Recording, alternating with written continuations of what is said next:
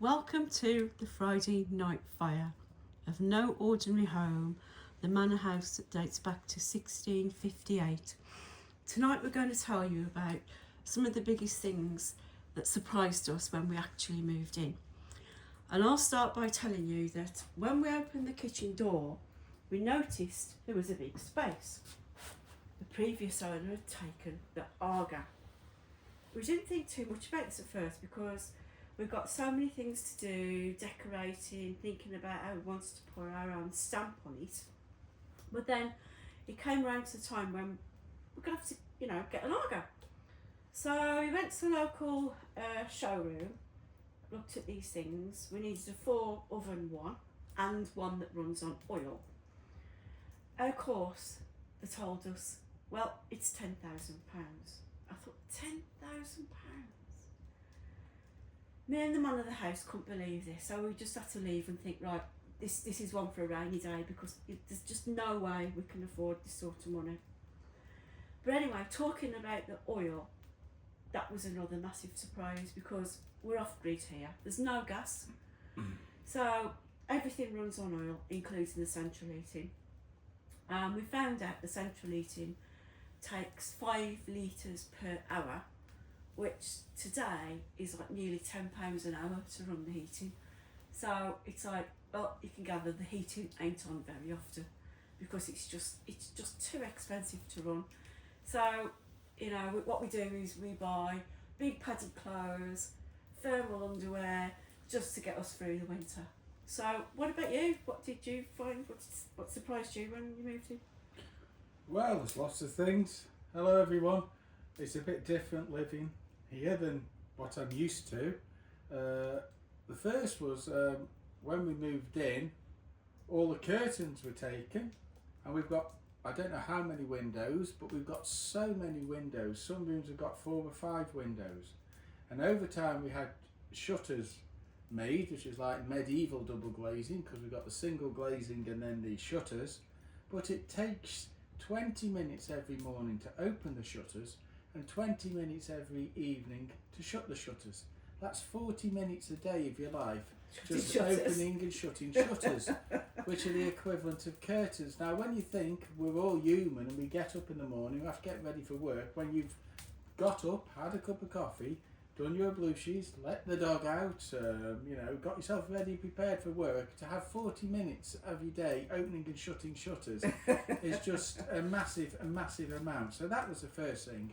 The second thing was that although this is a house, it also has got substantial grounds, and I always thought the house would be the priority and the focus of attention, but oh boy, keeping on top of the grounds and gardens and stopping them turning into a wilderness is a shock.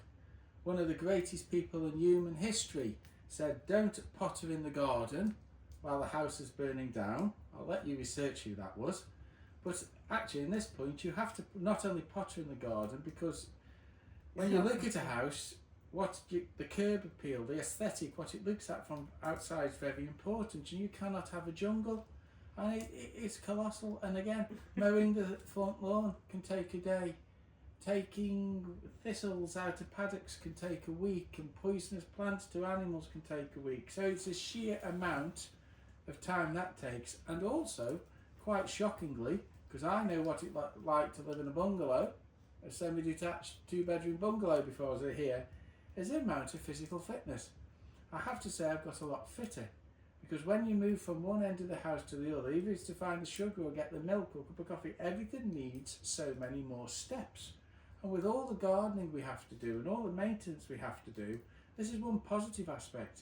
It may be spooky and it may be cold, but you're always on your feet, you're always on the go, and you can lose weight and get your steps in. So you certainly don't need a gym membership. So those 3 things I would say: the shutters and the amount of time it takes, the amount of time you have to spend gardening before we can even look at the house, and also how physically fit you have to be and how exhausted you can be, because it is a full-time job on top of work just to keep the place in a semblance of order.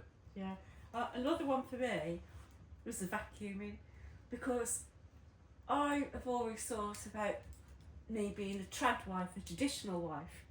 And this means that women take on a lot more household chores, but unfortunately this house takes one person. This is just a light vacuum, 6 hours to vacuum. Now I thought, do you know what, I just can't, I can't do it, it's just too much. So I said to the one of the house, I said, look, I says, you know, I said, you're going to have to help me with this vacuum situation, because I just can't spend all day Saturday vacuuming the house. So we had a little agreement, and he said, I will, but I want my own vacuum. I said, okay. So he gets his own vacuum, and then, you know, he starts vacuuming. So now the house, a light vacuum, takes 3 hours, and honestly, we would have never expected that. But what about tradesmen? We have a problem with them, don't we? But that's unexpected as well. What about the tradesmen who come to quote for jobs? Yeah, of course, we live in a large house, so they think we've got landed wealth, or it's passed down through the generations, or money. And you never know, just because you're in a big house, you may have lots of debts, you may have a massive mortgage, but the moment they see the house, they think, oh well, they're loaded, ka-ching, and it's called BHT, big house tax, where if they're going to do a job for us, they'll charge treble what they would somebody else, just because we live here and we think we're loaded, which we're not. So No, yes. I mean, that's it, because when we come here, I mean, we've been here now for 15 years, and it's taken all this time to get all our stuff, and it's been bit by bit. We've gone to car boot sales, we've gone to antique fairs, we've gone around the charity shops, junk fairs, house clearances. It requires you to be very disciplined, because we've had to forfeit a lot. Not only the hours every weekend to DIY and maintenance, but to acquire possessions for the house. And the only way you can do it, even if you're going to car boot sales and do it on the cheap, we have to forfeit a lot.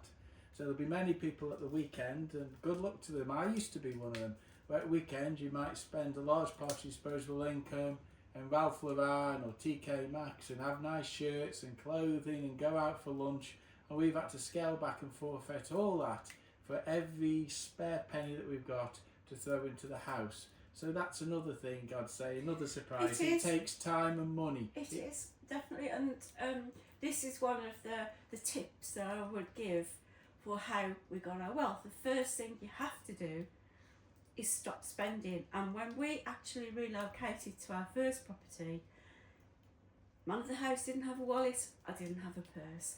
Everything went into getting that house into a good state, and it was a very long time before we had money. In fact, actually, we don't have money now to ourselves, because everything is geared around the house, or to get something on the house. It's always something on the house.